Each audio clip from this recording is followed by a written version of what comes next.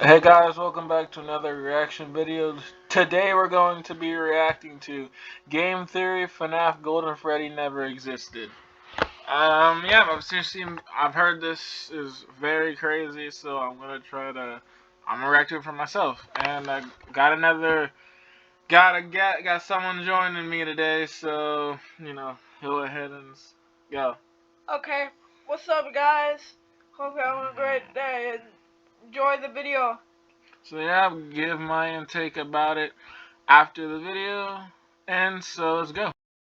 What if I told you that everything we thought we knew about FNAF was a lie? That Freddy, Bonnie, Chica, and Foxy were never possessed? That the bite of 87 never happened? Heck, that the bite of 83 never happened? What if I told you that William Afton didn't die because some spirits harassed him in a back room, but because he got careless and wet? What if I told you that Golden Freddy never existed? You would all think that I was crazy, right? That after 60 episodes covering this series that I'd finally lost it, or gotten so desperate that I needed you to throw it all away and start again for content. But I assure you, I'm still here. Totally sane, or yes, as sane as I've ever been, and totally suspecting that some, maybe even all of the statements that I just made are 100% true. So open your ears and listen to what I have to say, because once I'm done, none of us will look at this franchise the same way again.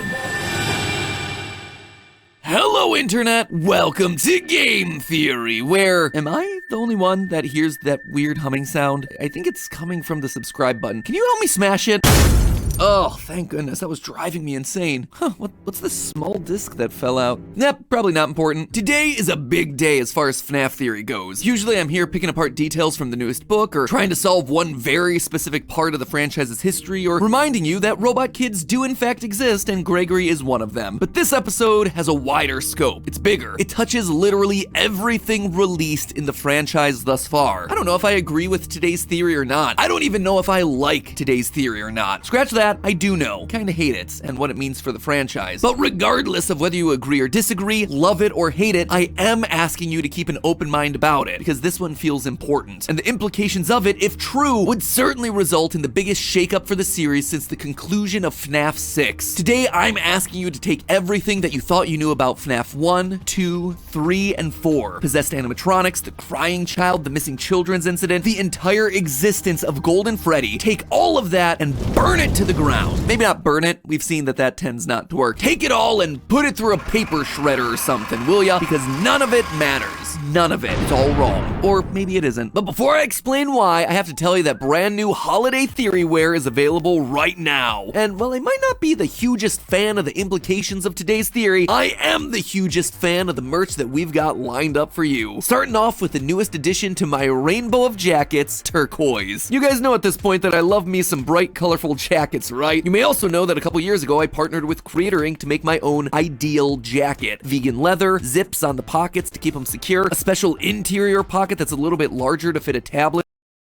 These are just a few of the items that we got going on. There's an awesome blanket, lounge pants, a t-shirt, hoodie. There's even a FNAF NASCAR jacket and a lava lamp. I did that thing where I said yes to too many merch ideas, but gotta be honest with you, I love them all so much. Oh, and also there's some film theory merch in there too. It's kind of cool, I guess. But all of it is waiting for you down in the description below, and you better do it quick before I decide to retcon it all out of existence. Speaking of retconning, back in 2019, we got the release of Five Nights at Freddy's Help Wanted, otherwise known as FNAF VR. A game that, to this day, ranks as my third favorite from the franchise. On one hand, it was looking forward to the next phase of the series by introducing a new villain, Glitch Trap. But it also had its feet firmly planted in the past, a culmination of everything that had come before in a very literal way, by collecting the first 3 games and turning them into VR experiences. It really felt like an inflection point for the series, a transition from the old story of a serial killer in a haunted pizzeria to the new stories it had yet to tell about the killer living on through technology. But buried in the game were some lines that made everyone stop and go, huh? Right at the top, we got this moment. We know that Fazbear Entertainment has developed something of a bad reputation, and while it's true that some stories associated with our name were loosely based on actual events, the majority of them were total fabrications from the mind of a complete lunatic. Lawsuits pending. With the lunatic shown on screen being, of course, a picture of Scott Cawthon himself. It felt like good meme meme fodder, a funny meta joke that also poked fun at Fazbear Entertainment papering over their bloody history. But then the game chose to double down. In one of the game's hidden lore tapes, we learned more about this lunatic spreading lies about the Fazbear restaurants. They lied to all of us. They told us that the whole point of this VR game was to undo the bad PR done by a rogue indie game developer. But that's not true at all. Fazbear Entertainment hired the game developer. Those indie games were designed to conceal and make light of what happened. It's an elaborate cover-up. It was weird. It seemed like FNAF VR was actively throwing into question everything we thought we knew about the franchise's lore. At the time, I went on the record to say this: if FNAF VR's tapes are to be believed, pretty much everything we know could all be thrown out as complete fabrications. The long story short here is that FNAF VR, in making Scott part of the Fazbear cover-up, is the franchise's way of rebooting the story. It's explicitly telling us that everything we've known up to this point is wrong. It's a distraction. And that's largely where the community left it. It was a bit of a weird call for the series to disregard everything that had come before, but honestly, it would have been fine. Here's the old original story arc with the first 6 games, and here's the new one moving forward. 2 separate story arcs told within the same universe. Fine. Until Security Breach came out. Suddenly, Springtrap was a key player again, and we were exploring the burned remains of the FNAF 6 location. And the idea of the first 6 games being the crazed ramblings of a hired lunatic were largely forgotten as we were thrust yet again back into the story of the Aftons. Business as usual, only this time, there was Music Man! So that was pretty much the status quo for the past year. But then, in late September, the unthinkable happened. We got another book. I know, I said the B word. I'm sorry, but stick with me, this one's different. You see, this one delivers on the hope that we've had for the books from the very beginning, that they would take small moments from the games and expand upon them to bring more clarity. Care to guess what moment from the games they chose to expand upon? The story of a rogue indie developer hired by Fazbear Entertainment to create a series of games covering up the company's shady past. And if there was any lingering doubt as to how this story fit into the games, the title was none other than Help Wanted. I'm about to summarize what exactly happens in the story, but the TLDR of it is exactly what we predicted back in 2019, that everything you thought you knew about the franchise is dead, just not exactly in the way that we thought, and it suddenly changes everything about how we should be approaching this franchise moving forward. In the story, we follow a character named Steve, an indie game developer stuck in a dead-end job while working on a quote, fetch quest-based game featuring cartoony chipmunks. Now, what could that be a reference to, Scott? Just like we hear about in FNAF VR, Steve is contacted by Fazbear Entertainment to create a series of games in order to help rebrand the company. At first, he turns down the offer. Not the company to take no for an answer, Fazbear then sets up an elaborate plot where they catfish Steve into a date with the woman of his dreams. During the date, he passes out, only to wake up and find that suddenly he's married to the woman and suffering from severe memory loss. This happens a few more times, waking up to discover that he now has children, or that the house he lives in is being foreclosed. Suddenly, in desperate need of money, he contacts Fazbear Entertainment and starts making games for him. 4 games, to be specific. All the while, a constant ringing is happening in his ears. Bit by bit, he becomes more sleep-deprived and paranoid, which then feeds into his games. At night, he's haunted by night terrors, horrific monsters that keep popping out of the walls, which only pushes him to work harder. And throughout it all, the ringing continues to build, rotting his brain. Eventually, Steve discovers what's going on. The high-pitched sound that he keeps hearing has been creating illusions used to gaslight him. His house, just a series of blank rooms. The night terrors, amusement park jump scares coming out of the walls. His beautiful family, robots with plastic faces and wheels. Their physical description actually sounds a lot like the staff bots. Steve is then given a choice of going back to the miserable real world or returning to the happiness that he felt inside the illusion. He chooses the illusion, giving his robot wife a hug, who then stabs him to death. Oh, also there's a DJ on the radio called DJ Dan, the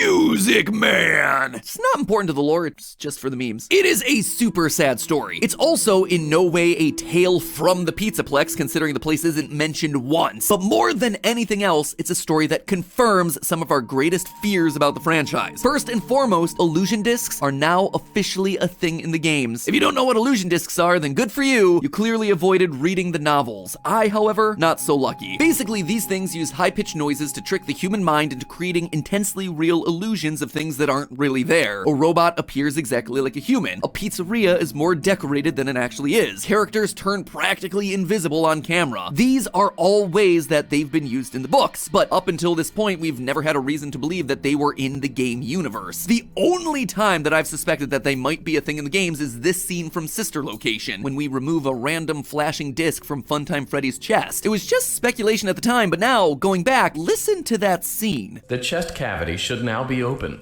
Remove the power module from the chest cavity. Great work. You hear it? The buzzing? That humming is only present in scenes where we're directly interacting with an animatronic in close proximity.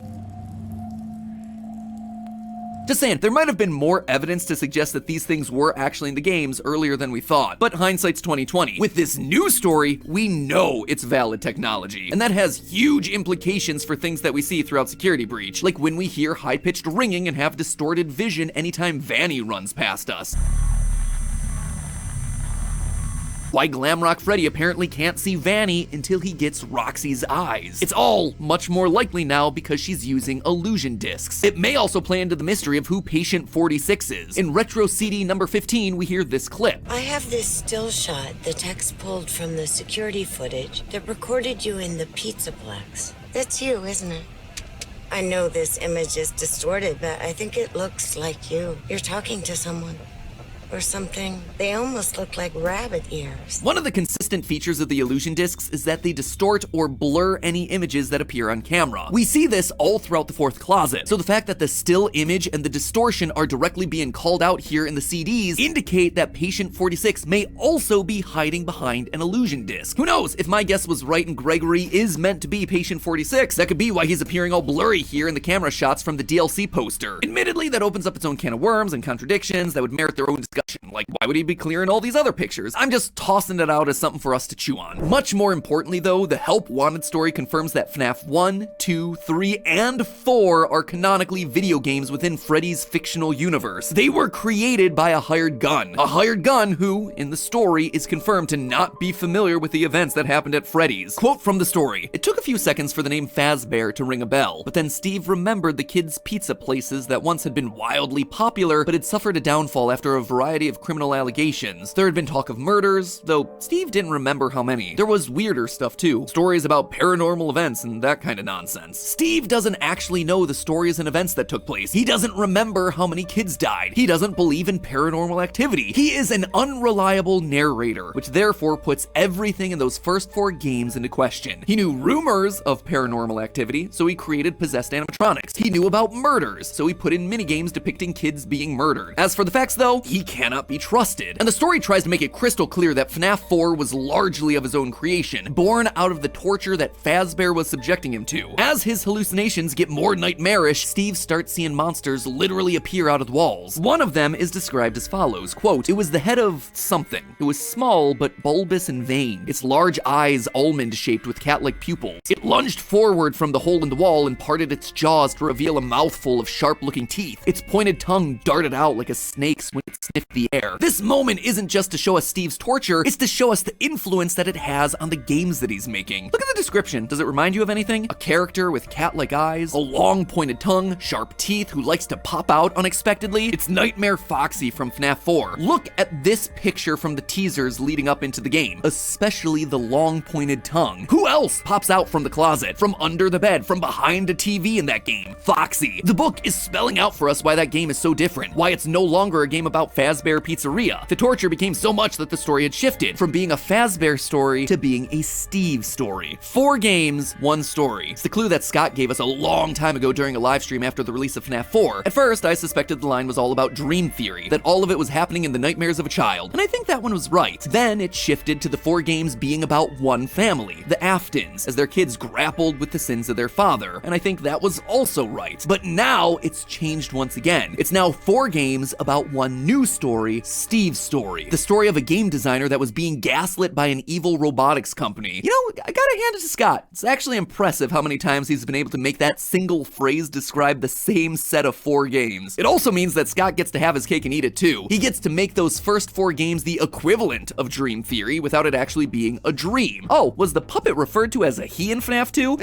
Steve didn't know. Were there 5 victims? 10? 15 in that first set of pizzerias? Don't know. Steve's just making his best guess. But most importantly of all, it means that anything that doesn't physically appear in or after Sister Location and beyond is suddenly cast into doubt. And when you think about it, that includes some major parts of the lore. For instance, we know that Michael Afton is in fact a security guard for Fazbear Entertainment at some point thanks to the security logbook. Plus, with Sister Location in FNAF 6, we know that he ends up getting scooped and dying in a fire. Sister Location also proves the existence of Elizabeth Afton and how she got scooped by Baby. But the third Afton kid, Crying Child, he's never been mentioned in any other game other than FNAF 4. I've made theories suggesting that he's the other spirit communicating with Cassidy in the survival logbook, but you know, that's just speculation because I assume that he existed. In FNAF 6's Midnight Motorist, there's reason to believe that the one who broke out of the house, considering that Mike in the chair says he's had a hard night, but again, that is pretty weak evidence. Honestly, the closest we get to having physical evidence of his existence is in Security Breach's post-it room, where there's a dinner scene made up of 5 staff bots that appear to be simulating the Afton family, and one of those 5 is missing its head, which we've assumed represents the Crying Child getting chomped. But all of that evidence only stands because the Crying Child was thought to exist thanks to the first 4 games. Maybe that's why we've never actually gotten a name for him, because he was never meant to exist in the first place, and so Scott purposefully hid the name in order to allow the 5th Afton child's identity to remain anonymous, ready for a big plot twist when it turns out that he has another child, maybe a daughter, maybe called Vanessa. It's speculative as all heck, I'm just throwing it out there as a consideration. Henry and Charlie are definitely in this universe. We see Charlie's death and possession of the puppet thanks to the minigames in FNAF 6, so that's all confirmed, but the missing children's incident where 5 kids were murdered at the FNAF 1 location? Unclear. It's likely that it happened, considering that in FNAF 6's Lorekeeper ending, we see 5 gravestones with one on a hill, the 5 missing children's incident victims plus Charlie, the 6 victims of William Afton. It's the same thing with Princess Quest. To move forward in the Princess Quest minigame, you have to light 6 gravestones. So it seems like those 5 murders happened, but then what about the extra 5 dead bodies that we see appearing throughout the FNAF 2 pizzeria? What about hearing that the pizzeria is getting closed down in the tapes? Even less clear. FNAF VR's main ending proves that William Afton is still the main killer in this universe, and that he definitely stuffed kids into the animatronics. However, whether those kids go on to possess the animatronics is up for debate. Without the first 4 games being officially canon, we don't really have any evidence for their possession. But perhaps the biggest ripple effect of them all, this new understanding of the canonicity heavily suggests that Golden Freddy may never have existed. That's right, my favorite clickbait yellow boy may not actually be a thing in this franchise at all. Consider this, Golden Freddy, while seemingly this super important piece of the lore to the franchise, hasn't shown up in a major way in any recent titles. He's only ever shown up in titles with questionable canonicity, like FNAF World, which is definitely not canon, Custom Night, which is Afton's personal hell, and FNAF AR, which isn't really canon. And if you think it is, then both Shamrock Freddy and Chocolate Bonnie are canon, and I refuse to live in a world where that could possibly be true. But in the main games, nothing. In Sister Location, his name is used in a Custom Night challenge. In FNAF 6, completely absent. And in Security Breach, sure, there's a golden Glamrock Freddy that you can collect, but there's a golden toy of every character that you can collect. In fact, I think Security Breach was outright trying to tell us that Golden Freddy has never been a thing. Of the dozens of collectibles that you can find throughout the game, plushies, figurines, keychains, sweaters, 4 of them actually seemed important. 3 posters from Fredbear's Family Diner, and an even older one from Fredbear's Singin' Show. The Singin' Show is,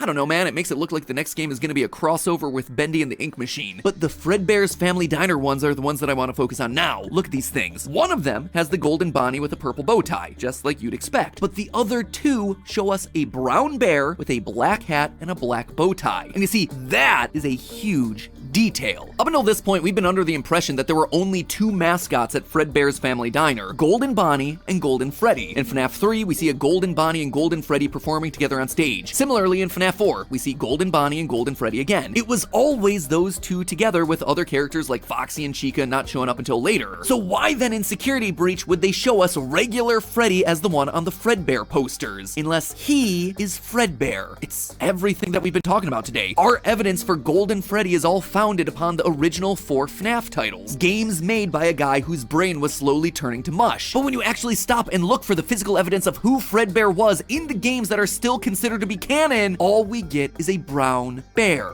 Golden Freddy was never real. He never existed. I know, it seems wild, but it actually helps answer a lot of questions that we've had about Golden Freddy throughout this franchise. First off, his wildly inconsistent appearance. In both FNAF 1 and 2, he appears gold with a black hat and bow tie, but in the FNAF 2 minigame showing Charlie Charlie being killed outside Fredbear's family diner, the Freddy we play as is brown with a black hat, more similar to the Fredbear that we see in the posters for Security Breach. In the FNAF 3 minigame that apparently shows us Fredbear's family diner, he goes back to being gold with a black hat. But then in FNAF 4's minigame, he's shown to be gold with a purple hat and bow tie. His appearance has never remained consistent, which could make sense if these are games being made by a guy who's under extreme duress. If Golden Freddy isn't around, then who could have done the bite of 83? Well, it could be that never happened. We've never seen a gravestone for Crying Child after all. If Golden Freddy doesn't exist, then where does Cassidy's soul reside? Well, again, we still don't have any proof that the original missing children actually possessed any animatronics. All their souls may have just moved on or been immediately converted into remnant. Cassidy only really appears in Ultimate Custom Night, so either their spirit is attached to Afton's like Andrew's is in the Fazbear Fright series, or it's just William torturing himself over the memory of this one child that he murdered in cold blood. Long story short, I still haven't fully worked out the ramifications of all this, and I'd love your help working through it because this revelation about the first 4 games being games demands a whole new way of looking at the series. The ripple effects of this revelation are huge, and casts even more doubt into stuff that we thought that we knew about the games. I mean, with all the new books and games and revelations that we've had since the release of Security Breach, I've been meaning to do a state of the lore video for a while, just to make sure that we're all operating on the same page of what is true and what isn't true. Because at this point, it's hard for even me to keep track of what we've proved, what's only speculation, all of that. And after episodes like today, that sort of video feels more important than ever. So keep an eye out for that one in the next couple of weeks, which means that I'm back to researching FNAF from square one. And I thought we were done with the scary season. But hey, at least while I'm pulling my hair out, I can look good doing it thanks to my new Game Theory merch, which, just as one final reminder, is linked down in the description of this video. So grab yourself a jacket, a hoodie, one of the other jackets, a plasma ball, one of the other hoodies, one of the other jackets. We got a lot of jackets and hoodies right now. Anyway, grab one of those items or multiple of those items before they're all gone. Now, if you'll excuse me, I gotta go hide under my new Game Theory blanket. Just the thought of revisiting all of this lore yet again is making me have nervous sweats. I guess I'll see you all next week, unless I decide to stay under here forever. But hey, that's just a theory. A game theory. Thanks for watching.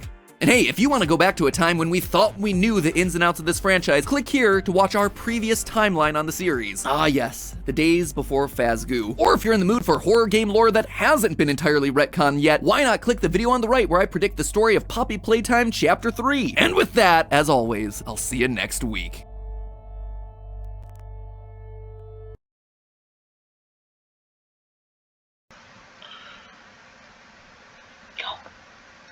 So, hey guys, I really love that Game Theory. It really made me think for a second. I can't believe that I'm actually sort of believing him. I never knew that, and plus, just crazy stuff. So, you want to say anything? Have a good night, guys. See you later in another reaction video if I'm in it. So yeah, the original links will be in the description down below. So yeah, see you guys later.